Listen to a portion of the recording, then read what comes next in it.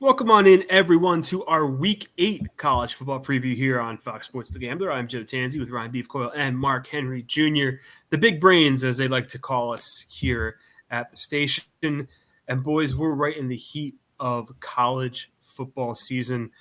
Big games last week, even bigger games, I think you could argue, this week. Really exciting time for the SEC and the Big Ten. The contenders are there. Let's dive right into it and talk about the last week, but within the constraints of the playoff. Oregon is now the Big Ten favorite. They beat Ohio State. They're number two. They're number two going to Purdue, which is a whole different animal that we'll talk about in a few minutes. But they're number two. Penn State's number three. Ohio State's number four. To me, because this game was close, it's 32-31, a very well played game on both sides. I think we have three playoff teams in the Big Ten, and we don't have to worry about it. And this is not going to be messy at all, right? Yeah, you never can say anything conclusive like that in college football. My biggest takeaway from that game, though, on Saturday night was I feel like if you polled 10 people throughout the offseason that pay close attention, that follow college football or whatnot, 9 out of the 10 probably were saying Oregon's going to win that game in the regular season at home, and then Ohio State most likely gets the revenge in the Big Ten title game. And it's not like Ohio State went there and they got waxed by 3 scores. I just feel like everyone has been bashing Ohio State this week. I think that game said a little bit more about Oregon and their ability to kind of play up to the opponents. Dylan Gabriel, I think that was the best he looked in his time at Oregon so far. So I think Ohio State's getting bashed a little bit too much. I understand that they're national title kind of favorites coming into that one. They were looked at as a team of maybe undefeated season or bust type, but that's not a loss to write home about. You win out. Even if you lose that Penn State game, you're probably still going to the playoff. All that matters is if you beat Michigan and you win the national championship at the end of the day. Mark, the result on Saturday in Eugene, does our perception of that change if we're still in a 14 playoff? Yeah, definitely. It's definitely a different reaction if it's 14 playoff. I think Beef is right, though. I think it's kind of getting the reaction as if it is a 14 playoff. But I do think Beef is right. I don't think it's some loss that's really season defining in any way. It's not going to prevent them from getting to any of their goals. It is just kind of one more notch in the Ryan Day frustration badge, I guess, however you want to word that. It's just it's hard to tell Ohio State fans not to be frustrated at Ryan Day for what seems to be a lack of big game success, which is funny to say with his record. If you go look at it, it's pretty incredible. But yeah, I mean, it's hard to Ohio State. The way that they're graded is a bit different than most schools, I'd say. Right. So when you look at this now, really the only way we don't get these three teams, because Penn State, you give them a lot of credit for coming back the way they did against USC. Drew Aller showed a lot in that game. Tyler Warren is incredible. So you have these three top 4 teams. If the only losses happen, say Ohio State and Penn State play each other on November 2nd, so one of those 2 teams is going to pick up a loss. And then the winner of that game most likely is playing Oregon in the Big Ten title game. Regardless of what happens, though, at least in those games, it feels like these 3 teams are as close to locks as we have right now in the college football playoff. The SEC, I feel like, has just a little bit of chaos waiting for us because a lot of the teams play each other. But it feels like, at least with the Big Ten, Michigan and USC losing the week before, Penn State coming back and beating USC, and Ohio State and Oregon playing a really close competitive game, it feels like we could just lock these 3 teams in, right? And then, okay, we have 9 more spots to fill. That easy, right? It's college football. Nothing unexpected ever happens. Yeah, I think I was just kind of talking about that with Brace, where it's you look at these top teams in the SEC, and then you can compare them to the 3 teams in the Big Ten. Just say the 3 teams in the Big Ten with Penn State, Ohio State, and Oregon all line up with 1 loss. You look at these SEC teams, regardless of whatever happens, one of Tennessee or Alabama is leaving this week with 2 losses. Ole Miss already has 2 losses. There's a good chance LSU has 2 losses. Hell, Georgia could have 2 losses after this weekend. a lot of these SEC teams are going to be piling up and be 2-loss teams. And I think we kind of talked about that because so many of these teams have to play each other. If you just kind of split some of these games, that's, looked at as success as a lot of these SEC teams. So I think there's a good chance that we see these Big Ten schools with only one loss, potentially some teams with two, depending on what happens in the conference title game. But there's a lot more SEC teams that are going to be 2-loss teams and Big Ten top 3 teams that have 2 losses. I think that kind of simples it down a little bit, but still, we've never seen a 12-team playoff before, so we don't know how they're going to value a 1-loss versus a 2-loss team. So let me throw this out there to you, Mark. We have 9. Let's just say 9 spots are still up for grabs, regardless of conference. So we have an SEC champion, we have a Big 12 champion, we have an ACC champion, and a G5 team. So it's 4 teams. And if you slot them in as they currently stand, it's Texas, Miami, Iowa State, now a top 10 team, which, by the way, going into Morgantown and getting that win, pretty damn impressive. I'm not sure if Kansas State does that, but we'll get into that this week. And then Boise State is the clear favorite in the G5. So we're basically talking about 5 spots here. The SEC is starting to cannibalize itself. The problem is, I think because the ACC is so weak, because the Big 12 not so great, I think we're running into the possibility now that at least one 3-loss SEC team is going to be in this playoff. Yeah, I think it's definitely possible, especially you kind of take Missouri out of the conversation. It looks like Ole Miss now out of the conversation, or at least outside looking in. It definitely, there's less. Obviously, there's like probably 4 or 5 seats at the table for the SEC, and we thought that it would be kind of hard to pick between 7 or 8 teams. And the way it's shaking out, you can kind of probably X out Texas A&M, Ole Miss, and Missouri. So it makes it a little easier, and then it probably lowers the qualifications to get in for whatever that 4th or 5th team will be from the SEC, whether it's a Tennessee or a Bama or a Georgia. Obviously, this weekend will go a long way to kind of putting us there. So the teams on the fringe, we've talked about them for weeks now. As much as you hate it, Mark, Notre Dame's in the mix. Clemson has rebounded fantastically since the loss to Georgia. You have to give them a lot of credit. Kate Klubnik has come along. And then LSU has snuck their way into this conversation as well after that win over Ole Miss. So we're starting to see these fringe teams that lost early or may have not been in the race early, like in Iowa State. We didn't really put them into the Big 12 title conversation at the start, that are now filling in these spots, I guess 9 to 12, and we're starting to get at least an idea of what this field's going to look like. Because my question to you guys now is, we have kind of defined pretenders, Michigan, USC, Missouri, Ole Miss is in that mix. We have defined contenders. If you look at the top, let's say 15 of the AP poll, I think that's where all of our playoff teams are coming from, because Boise State's in there as well. Can you make the case for any team currently outside the top 15 to be in the 12 by the time we get to December? It's hard to find a path for a lot of those teams, isn't it? Why not the Indiana Hoosiers? Why not Indiana? Why not Coach Siggs? I mean, golden opportunity Saturday. I mean, almost a touchdown favorite. I think it's like 6.5 against a pretty solid Nebraska squad. They win that, they're going to be favored every game, including against Michigan. It's pretty crazy to say that out loud, but every game except at Ohio State. If they find their way to 11-1, there's a chance that they're in the Big Ten title game potentially, given what happens with some of these other teams.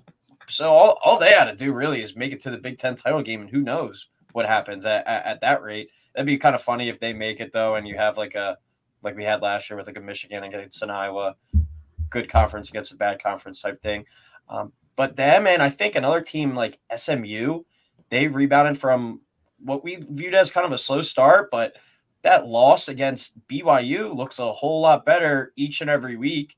They're another team. They just got to make it to the ACC title game. And Clemson, hat tip to them. I think we all kind of anointed them as dead after week 1 against Georgia. They've rebounded fantastically, like you said, Joe. I'd probably even put them above Miami right now with the way that they've been playing.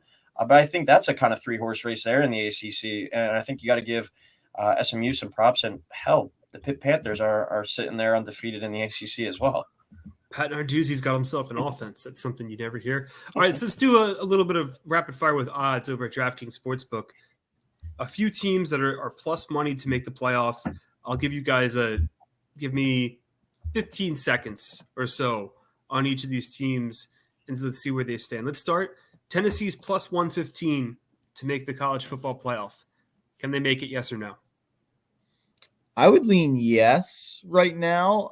They probably only have 2 games left that I'm worried about them losing, with Bama at home this week, and I'm on Tennessee, which means you should probably bet Bama. And at Georgia later on in the year. That's a tough one as well. If you win one of those, you're definitely in. And we just said that there's a chance a 3-loss team gets in. I don't think it's crazy to say a 9-3 Tennessee gets in. So I would probably lean towards yes if you maybe make a pick there. Beef, would you bet yes on Tennessee right now? I think they can. If they are a 9-3 team, I don't think they will, because I think you look at the wins. Who did they beat in that path? They lost to Arkansas. We'll see what they end up, and then they would lose to most likely Alabama and Georgia. I don't think a 9-3 Tennessee team will get in. Can they make it? For sure. If they split this week or split this in Georgia, go 10-2, they'll be in.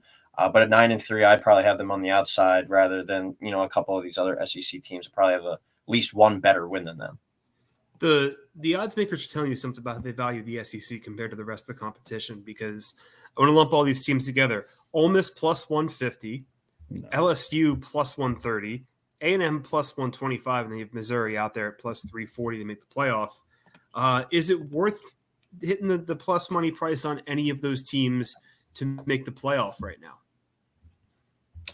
I'm actually surprised A&M's is that low. Right, me too. I would lean no there.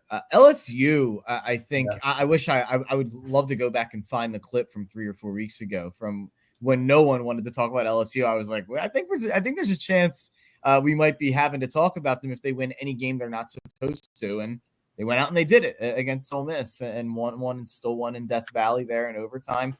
They have a tough schedule, but if I guess not really though. It's only really the 2 big games at Texas A&M and then Bama at home. Both of those games, I don't think LSU is a bigger underdog than, 3 points in either of those games. So I think against Alabama at home, they're probably a similar situation to where they were against Ole Miss, and at Texas A&M, probably like 3-point dog again there as well. So LSU, I think, is someone we have to talk about. Garrett Nussmeier is one of the best players in the country. He truly is. That defense is not very good. That'll probably get them in the long run. Whether that holds them out of the playoff or not, I don't know. But Nussmeier is an absolute stud. Yeah, LSU would be my pick in that scenario as well. However, I do think there is a chance that they get upset this week. Sam Pittman has been great as an underdog.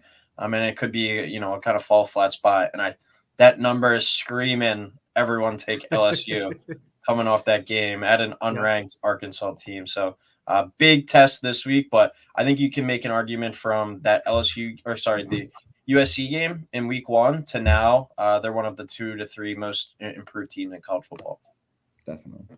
I'll throw you guys a long shot here because they're going to be in the spotlight this weekend. And the people who claim they know what value is are going to maybe say this is the spot where maybe they make a run.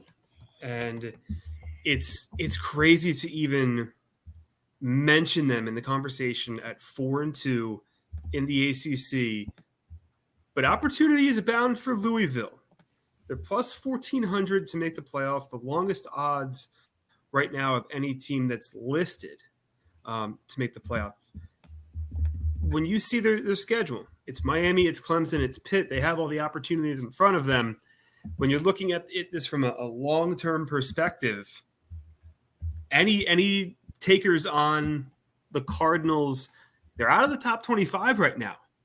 But they have all the teams they have to beat in front of them. Any takers on Louisville? I'd say no for me. I do think there's a chance that they do win this weekend. But you highlighted it too. They still have to go to Clemson. Yeah. Who knows what Pitt is? And then they still have a rivalry game at Kentucky. Who knows what Kentucky's going to be at that stage? But that game is never a cakewalk. They already have a conference loss. I think one of the things we talked about with SMU at the beginning of the year, their schedule was so favorable and why we liked them so much. They have a much easier schedule the rest of the way than Louisville. I think it's a uphill climb, and you're asking them most likely to win either this one or the Clemson game to even have a chance. And I think splitting those, it's going to be hard, let alone win both. Yeah, I tried to get in on the Louisville train after the Notre Dame loss because they outgained them. It was really just like fumble luck in that game that really allowed Notre Dame to win and pull away, in my opinion. And then the last 2 weeks have not impressed me. And you lose at home to SMU as I think like a touchdown favorite in that game. And then even against Virginia, you win that game, but you don't come close to covering the spread there. So I haven't really been all that impressed enough by Louisville over the last 2 weeks, even independent of the Notre Dame loss. Let's talk about a team real quick. They actually have longer odds listed than Louisville at the moment, and maybe better opportunity in front of them because they're the two ranked opponents left in their schedule are at home, Iowa State and UCF. So I'm talking about the Utah Utes. Cam Rising is officially done for the season. He's going to explore the 15th year of eligibility next year. But the quarterback change actually helps them because if you watch them last week against Arizona State, Cam Rising just couldn't move. Couldn't throw the ball. It was just all sorts of a disaster. Isaac Wilson's coming in. And look, the Big 12, I think, is still wide open. Iowa State is a very solid team. Do I think they run the table? I don't know. Does Utah with an actual quarterback who can move and 2 home games against top 15 teams, do they have any value to make the college football playoff?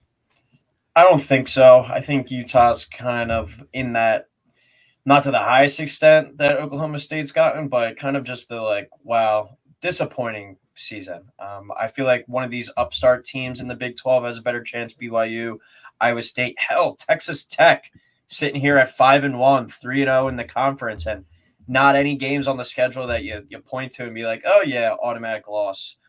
I'd take one of those 3 schools and definitely include Kansas State in there as well before I'm taking taking Utah.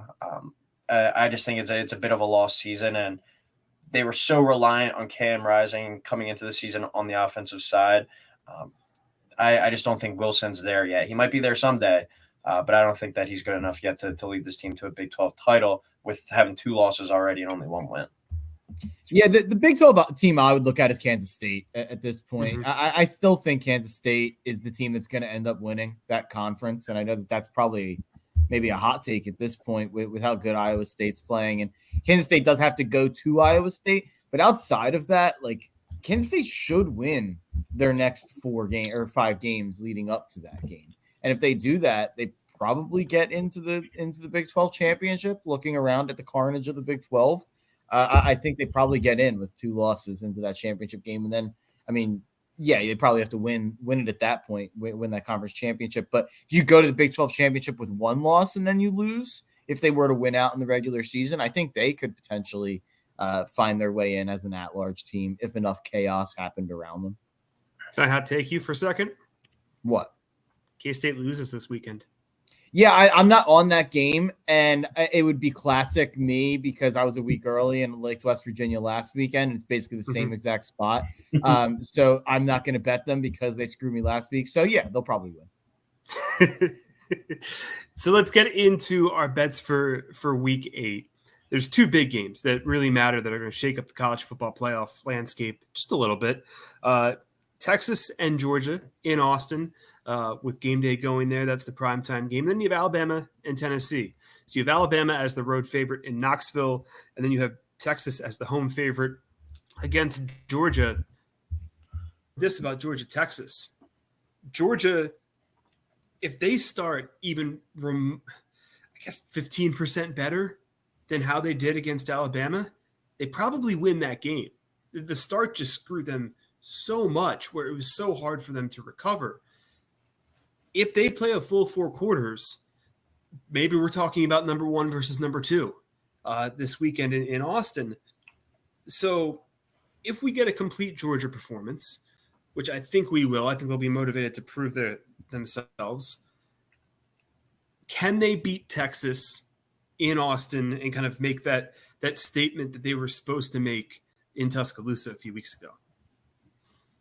I'm saying hook 'em. I love Texas this week.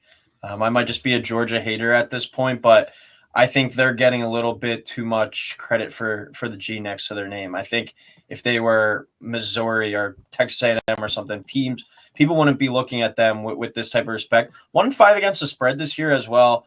Not a dogfight last week against Mississippi State, but only win that game by 10. The same Mississippi State team that lost 41-17 to Toledo. I just think that they don't have dudes on this roster. Sure, they have a handful of good players, but I don't think this is a scary Georgia team like we've seen over the past 3-4 years under Kirby. I think this Texas roster is a lot more closer than these past Georgia rosters than the current Georgia roster is to their past Georgia rosters. And I was a big hypocrite last week coming on here and picking Ohio State on the road, picking Ole Miss on the road, when I'm the guy who's like, I believe in home field advantage the most in college football out of anyone.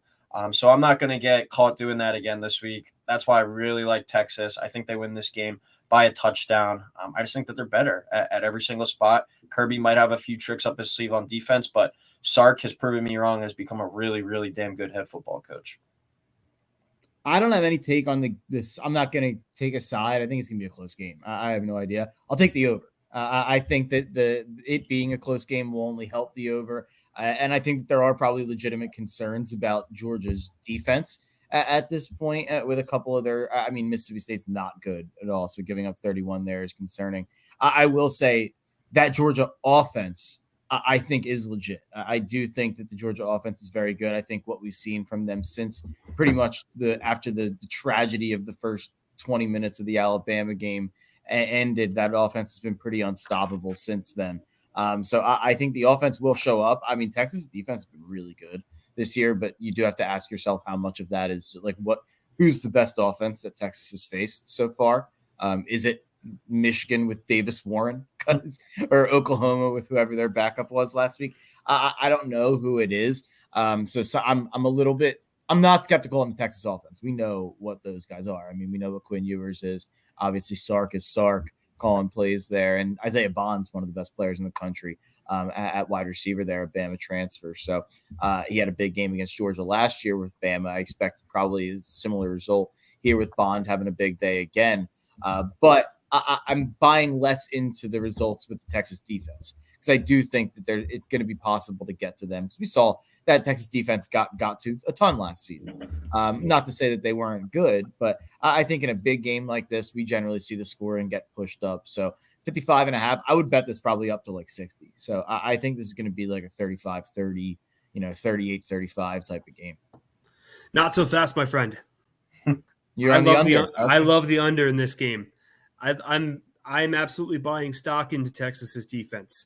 Look, we've had a long enough sample size now of 7 weeks. Yes, I know Texas hasn't played the toughest of opponents, and I know that defense travels that didn't exactly get me into a good spot with Ohio State and Penn State last week. But I really do think in a game like this, and look, that Georgia first quarter struggle still in the back of your mind too, right? What if they come out flat again? There's potential for that. We need to get 8 touchdowns in this game for the over to hit. I think we see more like 4 or 5. I think this is it's not a Big Ten game, but I think maybe a Big Ten style game. I think maybe a 24-20 either way is where we're headed for this one. I'll buy into Texas's defense, and I think that Georgia has a little bit of a statement to make. They got a little bit of a chip on their shoulder for the first time in a while. And what better way to do it than to have a solid defensive performance against Quinn Ewers, who I think I would trust it over Carson Beck at the moment in a big game. So I probably lean Texas straight up. But something's telling me I think this is a lower scoring game just because of how Texas's defense has played. And look, Georgia, you got to make a statement at some point, right? Maybe. I've been kind of underwhelmed with them, and I feel like this is the game they've been loading up for since the Alabama game. I struggle to argue. I don't want to argue about anything, so I'm just going to look dumb when my pick's wrong because that's my life in college football this year. But when we say I know they haven't played anybody, it's real. I mean, those Texas defensive stats are being fueled by Colorado State, UTSA, UL Monroe, Mississippi State, Davis Warren, Michigan, and an Oklahoma team on their backup quarterback in week 6. Like, I just think that we don't know what Texas defense is. I'm willing to say the offense is fantastic.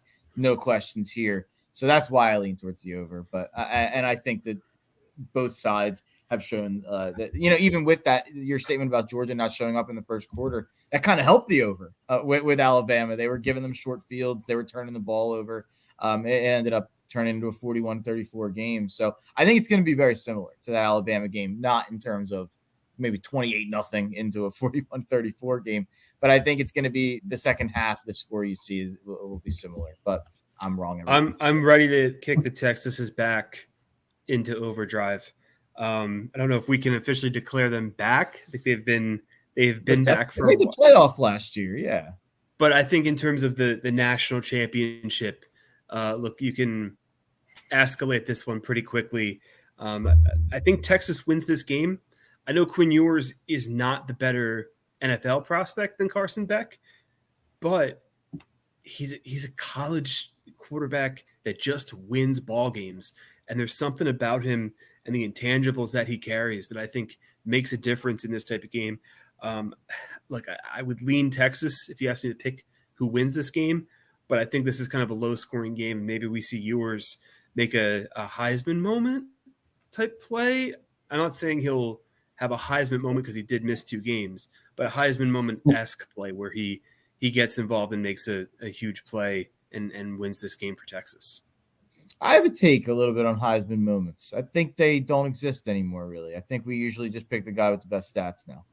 Unless they come from a situation where they can't win, like Jaden Daniels and Caleb Williams the last 2 years, they won Heisman's at like 8-4 and 9-3 because their stats were just really high. I think we just have become so stat rich that it's hard. Like, yeah, Jalen Milroe had a Heisman moment and we all freaked out about it and made him the Heisman favorite. But realistically, when he throws for 3,200 passing yards and Cam Ward has 5,400 or whatever it is going to be, we're not going to be saying Jalen Milroe is the Heisman when he has 2,000 less passing yards than a guy who has so much better numbers. I think the whole Heisman moment thing was like a 2010, 2007 Tim Tebow era like staple where we had like 4 national games on, where now every game's televised. Like I think it just comes down to, like, I guess this year's going to be different because it's like Jonty's a running back from a small school and Travis Hunter plays both ways. So it's not just quarterback versus quarterback versus quarterback. So maybe this year's a little different, but I was just a little rant I wanted to go on. It's a week award. Like at this point, yeah, it is. Milroe, I think I said it after the Georgia game. I said Milroe is sitting there at plus 225. I say there's no doubt in my mind he will not be the favorite again at some point in this season. And I remember, Joe, you said, well, he's probably got a cushion playing Vandy this week. But then just like, look. Yeah, he did have a cushion. And I think even going into that week, Jonty was still like 14-1 or something. And now he's all the way up there at plus 160.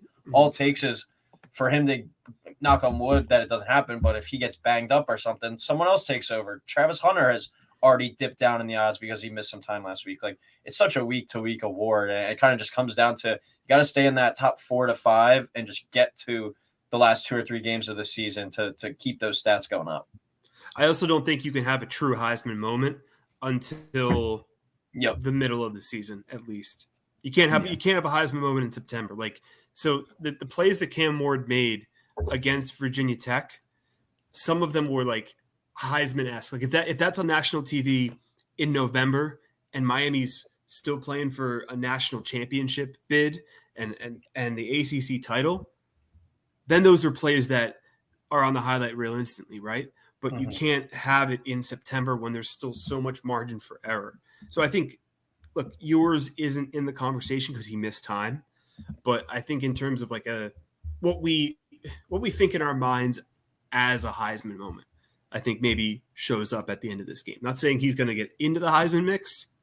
Some talking head is probably going to, if Texas wins, probably going to insert themselves into the dialogue. I just don't see it happening. Speaking of Heisman odds, Nico Iamaleava has plummeted. And I know that's a rough subject for a few people here. This is kind of Tennessee's last stand at home against Alabama. They have not looked good. That offense, it's flipped in the opposite direction. It's done a complete 180 of the strengths of that team. 2 years ago, it was the offense. Now it's the defense, and the offense is struggling to gain momentum. And they barely beat Florida last week. They had to go to overtime to win that game. Tennessee, rightfully so, I think, in my mind, is a 3-point dog. I think, Mark, you mentioned earlier that you're on Tennessee. So I'll start with you. What do you see in this game and this matchup that potentially favors the Volunteers? Yeah, I just thought that Bama struggled a lot with some of the kind of pressure that South Carolina was bringing, and that's what Tennessee is really good at this year. Their front four is really, really good, and I think that they're going to be able to get after Milroe and kind of be able to contain him in a better way than we've seen teams like Georgia be able to do. So it really comes down to the defense. I feel like anything I'm getting from the offense is a bonus. Like I think they'll get 17, 20 points. I think I would lean under in this game before I would go towards the over here. But I lean Tennessee. It's not all that confident of a play, but it's a slight lean towards Tennessee as a dog. I love the under in this game as well. I think even better. It's similar total to what we have at Georgia, Texas. I think Tennessee's defense is fantastic. And look, I'll share some personal gambling pain with you, Mark. I didn't have a great week last week. And it started with Alabama in the first half. They're up 14-0 with about a minute and a half left. And all of a sudden they let in this fourth down touchdown to South Carolina. Milroe just makes a really bad decision, takes a safety. And then there's a pick and a field goal, and Alabama could not find themselves out of a rut until the fourth quarter. You can't have that in a game against Tennessee where the pressure is going to be relentless. So I think just watching the final 2 minutes of the second quarter and the third quarter, they struggled against South Carolina's pass rush. And like you said, what does Tennessee do great? They rush the passer really well. I don't see a lot of offensive fireworks in this game. I think you'll see mistakes from Milroe because he's shown us that he can make those mistakes. And Nico, as a first-year starter, I think there's some possible mistakes as well for him against Alabama's defense. There's still plenty of talent there, and they're going to scheme up things to make him uncomfortable. I think this, even more than the Texas-Georgia game, is an offensive struggle. I was actually kind of surprised that the total sits at 56.5. I think the biggest thing going into this game, it's really mind-boggling to even say, but you're playing kind of like two broken units right now. Like the Tennessee offense seems broken, and you don't think you'd say that under Heupel. And I know Saban's not there anymore, but the Bama defense seems kind of broken in that, right? And you never thought you would utter those kind of words. I'm more on the page actually of going, if we're talking over the over, and think that Tennessee figures it out, and then this game just becomes a shootout. Because I still am confident that Alabama can put up some points on this team. Because even look, like last week, South Carolina's got a pretty stingy defense. They had 27. And even in the Vanderbilt loss, they had 35 points still. They've still been able to score the ball. They just haven't really been able to stop someone. But I am very worried about Nico and how he's looked, including the Kent State game, which they were up big. They wound up winning 71-0. He's not really throwing the ball. But you look at these three SEC games, he's gone under 200 yards in each of them. And I think we might have been a little too quick to anoint him and how good he is. And the potential is still there. But that was my main concern coming into the year. It's like he's still got to go into the SEC and show up and make some plays. And the offense looked fine and dandy the first few weeks, but they've really hit a wall. So what defense or what unit, is broken more, the Alabama defense or the Tennessee offense, I think really is what it comes down to. But I'm going to side with the home team. I think Tennessee wins this one at home, and I think we get into a bit of a track meet. Not quite 52-49 like 2 years ago, but something in the high 30s potentially. So Go ahead, Mark. I'm talking on mute. Tennessee is also one of the toughest places to play in the country. It feels like it does feel. I'm not someone who I feel like brings up home field advantage enough, maybe, but I do think we've seen Tennessee in these big games play such a factor. I mean, think about 2 years ago against Alabama. I'll never forget. I was at Phillies Braves NLDS. Walked to Xfinity Live and caught the second half of Bama Tennessee, and I don't know if I've seen a crazier environment than Tennessee in that stadium that day. It was pretty crazy. That's one of my top 5 favorite college football games ever. Just even the Incredible. ending, everything that went into it. That was an awesome game. Jalen Hyatt. So let's get into a handful of these other games that are of note in week 8. The first being on Friday night. Look, if you're a college football fan, you know exactly what this situation is. A number 2 ranked team going into West Lafayette, Indiana to play the Purdue Boilermakers. It makes absolutely no sense, but it was a graveyard for Iowa, and it was a graveyard for Ohio State in the last 6 years as the number 2 team. I believe they beat a number 3 team as well. Now, different coaching staff, but Purdue showed life. Took Illinois to overtime last week in Champaign. Oregon, the schedule makers really screwed you here. You play a Friday night against Michigan State at home. You stay home to play Ohio State. Big game, your biggest game of the season yet. And then you get to go on a plane over 2 time zones. And let's just say it, West Lafayette, Indiana doesn't exactly get the juices flowing if you're coming off Oregon, Ohio State, a top 3 game. Purdue, live dog, I don't think is the right description. But Purdue to cover the 27.5 is absolutely in play here. It's a spot play even before you talk about the graveyard for number 2 teams recently in West Lafayette. It screams letdown for Oregon, and Purdue, you know they're going to be up for it. And it's a short week for the Ducks too. A lot of travel. Do we even, I guess I'll get a little creative here and say, does the Purdue first half money line have a little bit of value given the situation at hand with Oregon? I think Purdue's terrible. So I think but this is college football. I think Oregon probably beats them by 1 billion.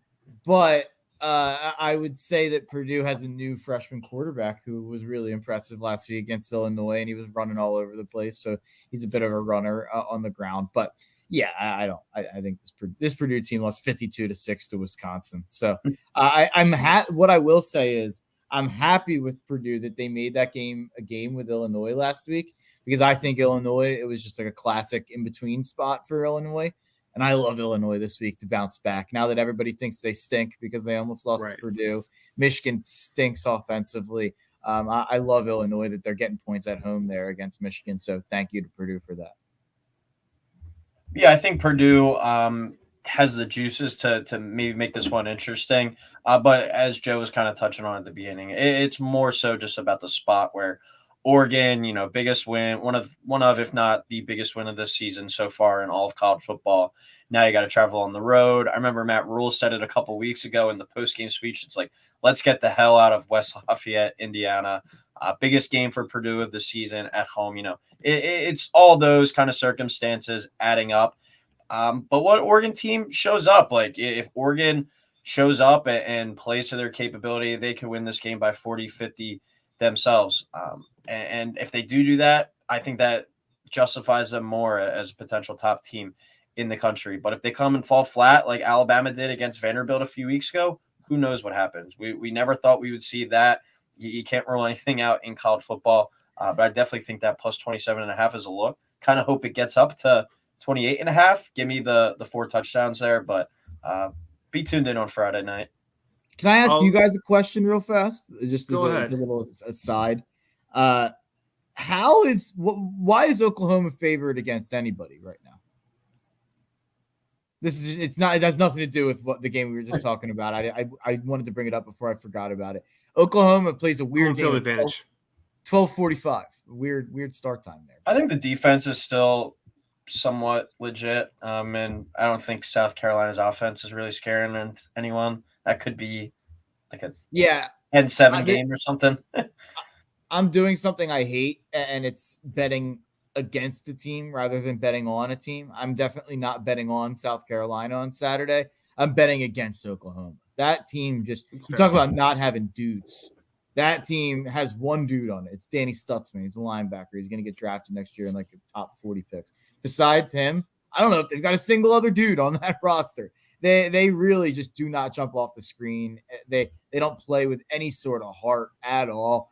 If you can't get up for the Red River rivalry last week against Texas, they're going to get up after losing 34-3 and like come home. What are you're coming home to a home field environment? Are the fans going to be excited? You just lost 34-3 to your rival at the state fair. Like you're getting up for South Carolina at 12:45. Like I don't know. At least they locked in their head coach to a 6-year extension before the season. He's a moron. He's brutal. I'd like to get it back to Purdue for a second. I'm very willing to stick my neck out here. I'm looking at these prices. First quarter money line plus 455, first half money line plus 900 is purely a spot play. Forget everything I said about the number 2 teams going to Purdue. Oregon is destined to be tired, to have a letdown here. And look, Dylan Gabriel against Michigan State did not look good in the red zone. Had some first half struggles, had some turnovers. Now, look, they played up to the matchup against Ohio State, but it's not like Dylan Gabriel's been perfect. Oregon's had some struggles over the first few weeks of the season leading into the Ohio State game, and there's going to be so much juice on the Purdue sideline that and belief that Illinois game, yeah, they lost it, but the fact that there's belief now. If you watch them play against Wisconsin or Nebraska, there's no belief there. But now they have that little bit of improvement that Ryan Walters, the head coach, can go into the locker room this week and say, this is our time to shine. This is the national spotlight. Number 2 in the country is coming here. This is a graveyard for number 2 teams. I don't know if they win it outright, but damn, they could be really frisky in the first half.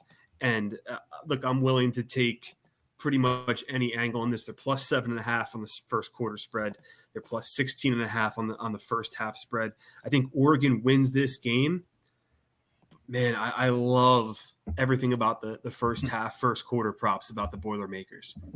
You're either gonna be a genius or this is all over old takes exposed and it's 40 absolutely at halftime.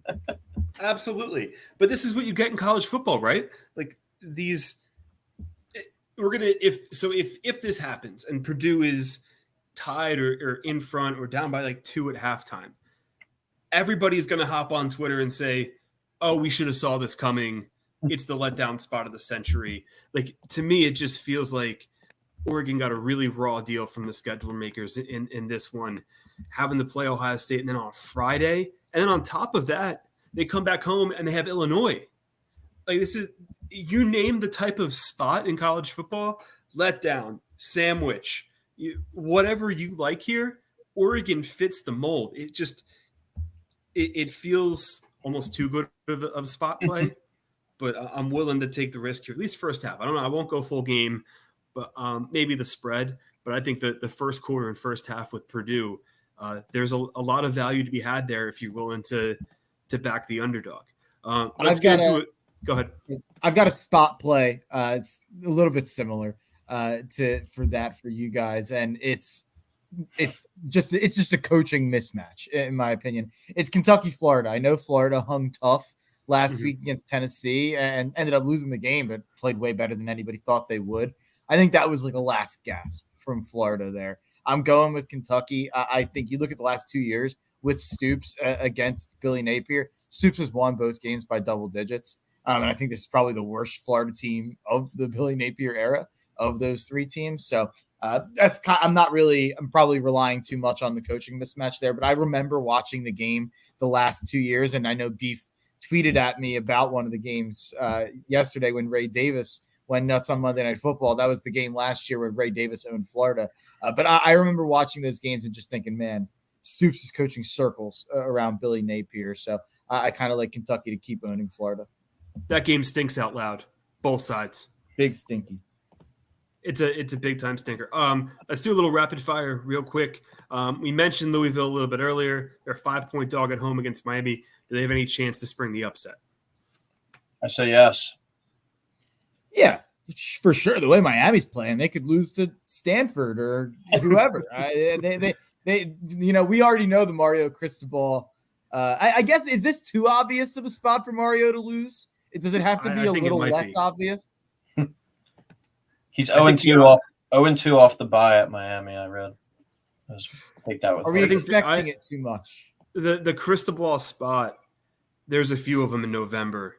Georgia Tech, Wake Forest, Syracuse. I think this is too obvious. The Cristobal spot really sneaks up on you. Might be Florida State next week. Oh, that would be. Could you imagine? Truly disgusting if Miami lost to Florida State. That'd be nasty work. I want to let's get a few more in here real quick. You mentioned Mark, Illinois. Beef, do you have anything on Michigan, Illinois? I think the offense kind of comes out a little bit more balanced. I think Tuttle might be the best guy to complete a forward pass in 2024. They have a chance to kind of work with him off a bye week. I think Michigan bounces back in that one, and the spread's screaming it too with them as a 3-point favorite on the road there. By the way, Beef mentioned Georgia being 1-5 against the spread. Michigan also 1-5 against the spread. I'd like to give a little respect to the coin respecters out there at the G5 level. I'm going to ride the service academies until they stop covering, which doesn't seem like it's going to happen this week. I'm taking Army against East Carolina at 16. I'm taking Navy at, I believe they're 17 right now against Charlotte. Both teams in the top 25. Look, I'm buying the fairy tale that Army-Navy is going to be a really meaningful game this year. Which team's beating the Irish? Which of the troops? Dude, your resume is going to look better and better. I know. Oh, when they go 9-3 with 3 losses to Army, Navy, and NIU, I'm going to be right there saying, "Hey, they should get in. Army, Navy, good losses." By the way, you mentioned the trends here for records against the spread. I feel like it's mentioned that Army is 6-0 against the spread. Only BYU is 6-0, as well as them. There's a bunch of 5-1 teams. Iowa State, Vanderbilt, Pittsburgh, a part of that. The one team that's in that group is Arizona State. You talk about a stinky letdown spot at Cincinnati, noon kickoff against a defense that it's just gonna bludgeon you. Cam Scadaboo's an electric player, but man, that just feels like welcome to traveling multiple coasts. I think Cincinnati -3 is a really nice play in the noon slot. And then I like Rutgers to bounce back as well. UCLA stinks to high heaven. They're just not good. And I think it's pretty clear that they aren't. And traveling to Rutgers for that noon kick, the noon kickoff and the travel, I think, is something you can really take advantage of this week with Rutgers, with Cincinnati. I believe there's one more that might be in there as well. But yeah, I feel like those two games. And just to the flip side, there's 4 teams in the country that do not have a win against the spread this year. Can you name any of them? Kansas is one. Kansas is one. NC State. NC State is the second one. Kent State covered a game. They did cover a game. Oh wait, I saw they were on the good side of a beat this week against Ball State or something. Ball State, like yeah. West Virginia's probably covered a couple. It's one power conference team and one mid-major.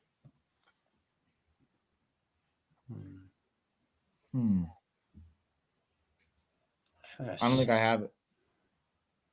Yeah, I'm out. I was going to guess Arizona, but UNC, North Carolina, and Air Force. UNC pushed, right? Yeah, they have a push on their resume against Minnesota. I'll give my real quick my play of the week out of the Big 12. Texas Tech -6.5. Love it. Blow out Baylor, and Dave Aranda is fired on Sunday. First Power 4 coach fired of the season, but him and Robert Saleh, the Bald brothers, are jobless. Both of them Sunday. Colorado +4 at Arizona. I feel like Vegas keeps expecting Arizona to figure it out. Yeah. And they just aren't. They're not going to figure it out. I think the coach that they replaced Jed Fish with is just a moron, and Brennan I don't think he's ready for this job. I think he was at San Jose State before this. I just I think it was too big of a leap for him, and he looks overmatched. Vegas keeps giving them a ton of respect every week. I mean, last week they opened the line moved like 6 points towards BYU, but it opened super respectful towards Arizona. They're 1-5 against the spread here. Colorado's covered 4 straight. I just think you look at Colorado's also been a little bit disrespected, I think. Yeah, and people got sick of it. People got sick of the Dion stuff and the Shador stuff, and I get it. I understand. But even last year, when Arizona was a really good team down the stretch, they played Colorado in Colorado. Arizona only won the game by 3 points. They were an 8-point favorite in that game, and they struggled last year with probably a much worse Colorado team. And this is a worse Arizona team than it was last year. So I'm starting to talk myself in. It was not one of the first games that I tacked on when I looked at the slate. But the more we get on with the week, I'm kind of talking myself more into Colorado. Sucks to be on like the most public team of all time. I think you have somebody in full agreement with you on that. Yeah, she's in with the underdogs there. The dog's barking. Yeah, the dogs are barking. If that's not a sign, I don't know what is. I think that's a perfect way to wrap up our Week 8 preview, boys. Let's hope we get 2 really, really good classics in the SEC and plenty of other bets won across the board. I think all 3 of us could use a strong winning weekend. To everyone, best of luck on your bets. We will see you back here next week. For Ryan Coyle, Mark Henry Jr., I am Joe Tanzi. Best of luck on your bets. We will see you next week.